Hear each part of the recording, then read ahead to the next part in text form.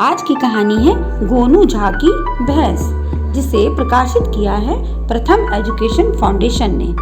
गोनू झा मिथिला नरेश के दरबार में एक दरबारी था।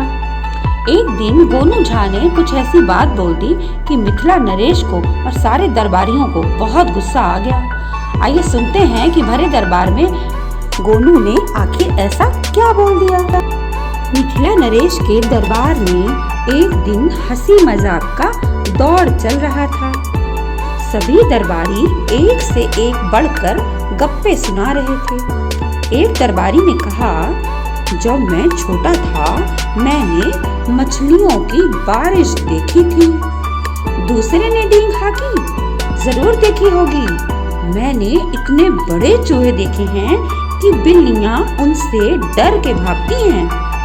तीसरे ने सोचा, मैं भी क्यों पीछे रहूं। महाराज, एक बार क्या देखता हूँ कि सूर्य देव चंद्र देव से अनुनय भरे स्वर में कह रहे हैं कि मैं आपको रोज रोशनी देता हूँ, उसके बदले में अपनी आधी ठंडक मुझे दे दीजिए। महाराज ने गोनू झा को चुपचाप बैठे देखा तो जरा चकराए। कारण पूछने पर गोनू झा ने बड़ी गंभीर सी सूरत बनाई और कहा, महाराज, मैं क्या कहूँ, इन सब ने जो देखा वो तो अपनी जगह पर ठीक है, लेकिन जो मैंने देखा वह तो सबसे बड़ा आश्चर्य है। आपने ऐसा क्या देखा जो इतना आश्चर्यजनक है? महाराज ने पूछा। महाराज, मैंने देखा है कि संसार में सभी लोगों की दो दो आंखें होने के बाद भी अधिकतर लोग अंधे ही हैं। यह सुनते ही सभी दरबारी गुस्से में आ गए। बोलने लगे कि ऐसा होना संभव ही नहीं है। मिथिला नरेश को भी गुस्सा आ गया। गोनू झा का इतना दुस्साहस कि राजा को भी अंधा बोल रहे हैं। गोनू झा, हम नहीं मानते कि यह सत्य है। महाराज, यह सच है, बिल्कुल सच। यदि ऐसा है तो आपको अपनी बात प्रमाणित करनी होगी। यदि आप प्रमाणित नहीं कर पाए तो दंड भुगतना पड़ेगा। राजा ने कड़क आवाज में कहा। सही है महाराज, मैं तैयार हूँ, परंतु यदि मैं सच साबित कर दूं तो मुझे पुरस्कार मिलना चाहिए। गोनू झा ने कहा। सभी दरबारी मान गए। राजा ने गोनू झा को 1 सप्ताह का समय दिया। 2-3 दिन बाद गोनू रस्सियों का एक ढेर लेकर सुबह सवेरे एक पेड़ के नीचे बैठ गए। सबसे पहले एक धोबी वहां से निकला। झा को देखकर पूछा, आप यहाँ इतनी सुबह क्या कर रहे हैं?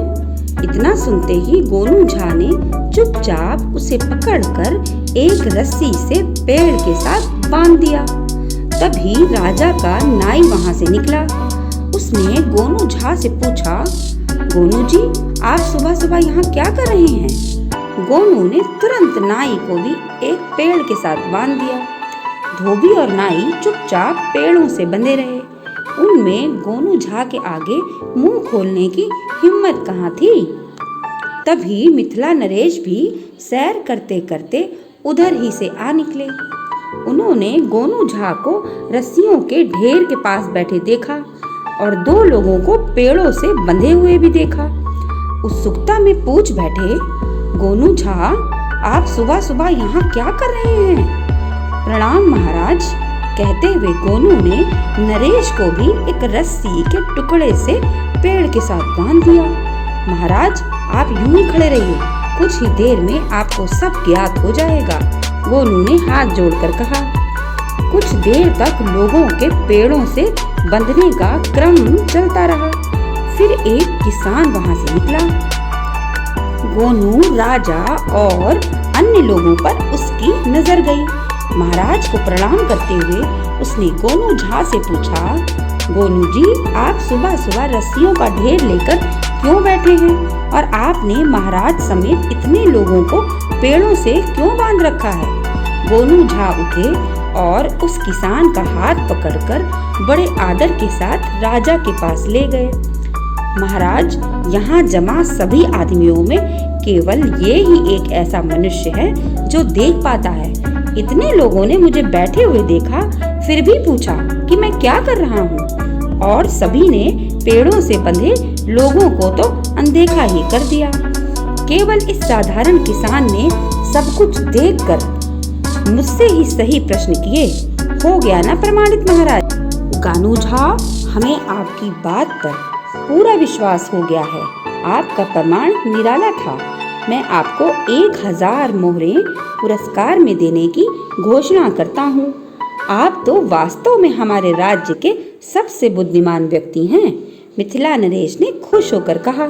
गोनू झा ने सभी लोगों की रस्सियां खोल दी और घर को चले गए। कैसी लगी बच्चों आपको ये कहानी? हमें जरूर बताइएगा।